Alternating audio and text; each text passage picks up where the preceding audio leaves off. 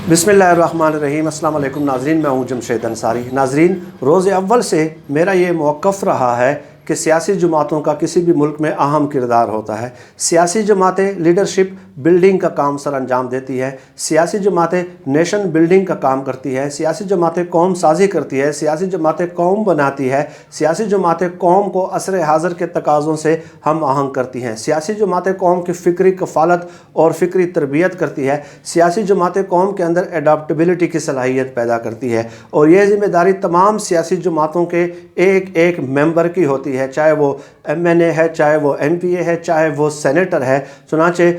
जिस मुल्क में भी, जिस समाज में भी, जिस माशरे में भी सियासी जमातों ने अपनी ये ज़िम्मेदारी पूरी की है तो हमने देखा कि वही माशरे, वही अक़वाम और वही मुल्क तरक्की करते हैं। चाइना की मिसाल हमारे सामने है, माओ ज़ेतुंग की मिसाल हमारे सामने है कि जब उनका मुल्क जब उनके मुल्क पे सेकंड वर्ल्ड वार से पहले साम्राज्य क़ुव्वतों की नज़र थी और पूरा चाइनीज़ समाज जो था वो अफ्यून की लत में मुब्तला था, नशे की लत में मुब्तला था। उस वक्त माओ ज़ेतुंग ने एक सियासी जमात बना के कौम की फ़िक्री कफ़ालत की, फ़िक्री तरबियत की, शऊरी तरबियत की और उनके अंदर एडाप्टबिलिटी की सलाहियत पैदा की। लिहाजा आज आप देखें कि चाइना हर महाज पे, हर फ्रंट पे जो चैलेंज उनको दरपेश होता है, उनकी कौम ख़ुद उनके साथ एडाप्टेबल है, उसके मुताबिक स्ट्रेटजी डेवलप कर लेती है और उस सूरत हाल से ख़ुद को निकाल लेती है। लेकिन हमारे यहाँ क्या होता है, हमारे यहाँ ये होता है कि अपोजिशन के मुतालबे पे कौमी असम्बली का इजलास बुलाया जाता है, सेनेट का इजलास बुलाया जाता है और उसके लिए मिनिस्ट्री फॉर पार्लियामेंट्री अफेयर्स की ज़िम्मेदारी लगा दी जाती है और उनका पूरा अमला और इसके साथ साथ पार्लियामेंट में तैनात मुकर्रर जो पार्लियामेंट का जो स्टाफ है 60 से 70 अफराद इस काम पे लग जाते हैं कि तमाम मेंबरान को नोटिस इशू करते हैं, नोटिस जारी करते हैं, नोटिस भेजते हैं कि फ़लाँ दिन पार्लियामेंट का सेशन होगा और आप अपनी शिरकत को यकीनी बनाएं। और इसके अलावा सिक्योरिटी और रेंजर्स के एहलकार, पुलिस के एहलकार तैनात किए जाते हैं। लिहाजा यानी एक पूरी मुशक्क़त होती है, एक पूरा प्रोसीजर होता है, एक पूरा प्रोसेस होता है और इतनी पूरी मुशक्क़त के बाद पार्लियामेंट का जब इजलास बुलाया जाता है तो हम देखते हैं कि वो पूरा का पूरा पार्लियामेंट का इजलास जो है वो गैर ज़रूरी मुकालमे में, गैर ज़रूरी बहस में, गैर ज़रूरी डिस्कशन में ज़ाया हो जाता है। कल भी हमने देखा कि पीपल्स पार्टी के अब्दुल कादिर पटेल ने किस तरह मुराद सईद साहब के ज़ातियात पे हमले किए हैं। यानी ये अपोजिशन की जमातें अपने अपोजिशन की जमातों का एतराज़ तो ये होता है कि इमरान खान साहब की हुकूमत पार्लियामेंट से बाहर, पार्लियामेंट से मावरा हो के मुल्क चला रही है, आर्डिनेंसेस जारी हो रहे हैं सदर मुमलिकत के ज़रिए और पार्लियामेंट को एतमाद में लिया जाए। जब उनके मुतालबे पे पार्लियामेंट का इजलास बुला दिया जाता है तो वो ज़ातियात पे हमले करना शुरू कर देते हैं, लान व तान करना शुरू कर देते हैं, तनकीद व तनकीज़ करना शुरू कर देते हैं। और इस तरह एक पूरा मैंने सोचा कि आज मैं अपने नाज़रीन के सामने कुछ फैक्ट्स एंड फिगर्स रखूं, कुछ अदाद शुमार रखूं कि पार्लियामेंट के एक इजलास पे कितना ख़र्च होता है और पाकिस्तान का जो एक MNA है, एक MNA सिंगल MNA और आउट ऑफ 342 सिर्फ 1 की मैं बात करूंगा कि कितने मराहत लेता है और इतने मराहत लेने के बाद भी उनसे बास पुरस करने वाला, पूछ गुछ करने वाला, हिसाब किताब लेने वाला कोई भी नहीं है कि आप के ऊपर टैक्स पेयर्स का, पाकिस्तानी आम गरीब पाकिस्तानी का जो टैक्स देते हैं और जो आपके ऊपर ख़र्च होता है, इसके बावजूद भी बजाय इसके कि आप उनकी बात करें, पार्लियामेंट का सेशन महंगाई को बुनियाद बनाकर आप बुलाएं और ज़ातियात पे हमले शुरू कर दें। तो नाज़रीन, आपको ये जान के यकीनन हैरत होगी कि पार्लियामेंट के एक दिन के इजलास पे 400 लाख रुपए ख़र्च होता है। 400 लाख यानी कि 4 करोड़ रुपए पार्लियामेंट के एक दिन के इजलास का ख़र्चा होता है और ये तमाम ख़र्चा टैक्स पेयर्स के पैसों से होता है, आम पाकिस्तानी के पैसों से होता है। इसके अलावा मैंने कुछ अदाद शुमार इकट्ठे किए हैं कि पाकिस्तान के हर MNA पे कितना ख़र्च होता है। तो मैं आपको बता दूं कि पाकिस्तान, ये मैंने कुछ पेज पे लिखे हैं ताकि उसमें कोई गलती का एहतमाल ना हो। पाकिस्तान की कौमी असम्बली में कुल 342 अरकान हैं और मैंने पहले भी अपनी वीडियो में बताया था कि जितना टोटल पार्लियामेंट के मेंबर्स होते हैं उसका 11% मिनिस्टर्स बन सकते हैं, तो 49 बनते हैं। अब मैं आपको बताऊं कि कौमी असम्बली का एक मेंबर तनख्वाह की मद में हुकूमत पाकिस्तान से 3,50,000 वसूल करता है। इसके साथ साथ रुकन कौमी असम्बली अंदरून मुल्क ماہانہ 3 لاکھ کے فری ہوائی سفر کا بھی مجاز ہے جو وہ ملک کے کسی بھی حصے سے اسلام آباد کے لیے بالکل فری کر سکیں گے۔ ٹرانسپورٹ الاؤنس 50,000 ماہانہ الگ سے ملتا ہے۔ 10,000 روپے تک ٹیلی فون استعمال کرنے کی سہولت۔ دفتری اخراجات کے لیے ماہانہ 1 لاکھ، ہلکے کے اخراجات کے لیے 70,000 ہر ماہ،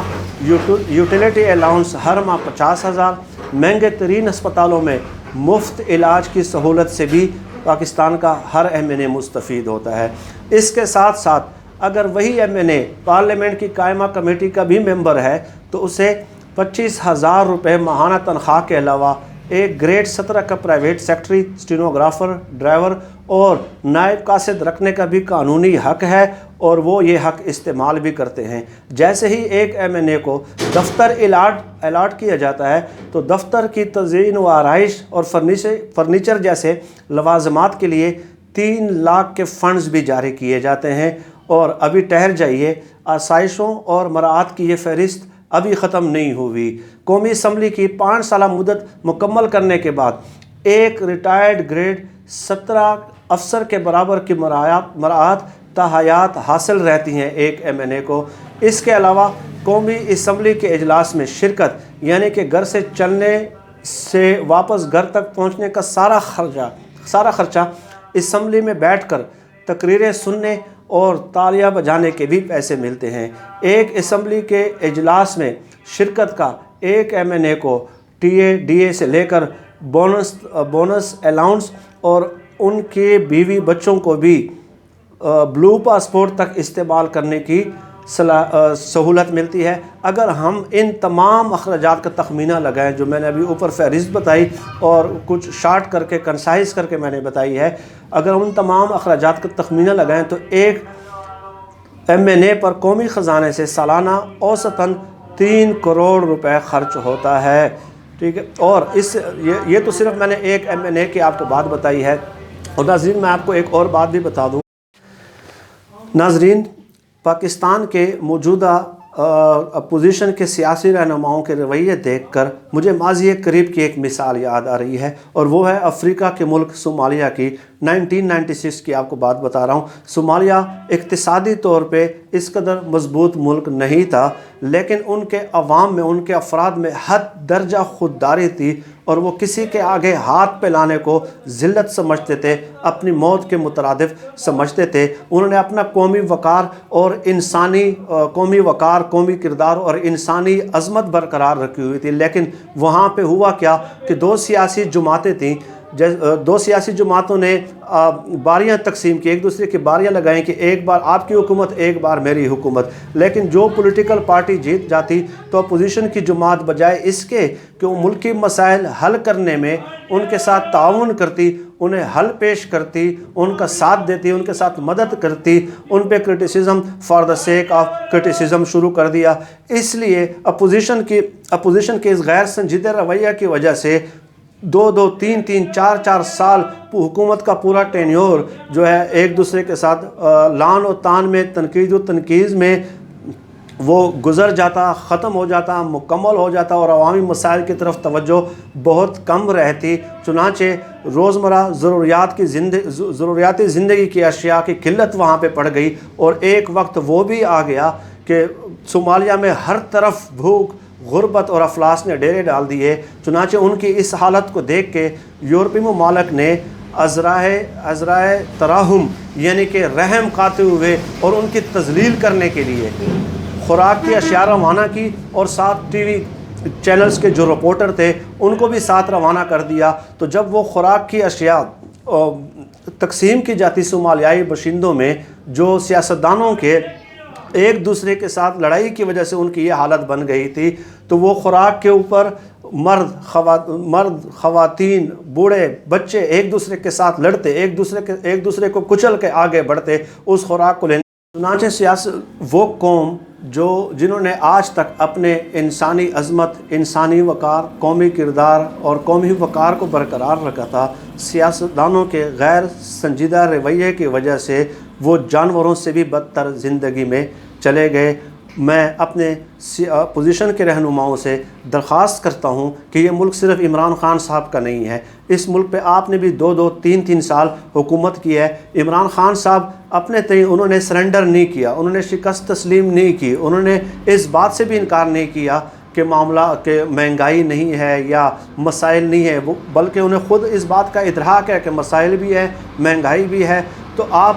چونکہ 2-3 بار اس ملک پہ حکمرانی کر چکے ہیں، لہٰذا اگر آپ کے پاس بھی کوئی پازیٹیو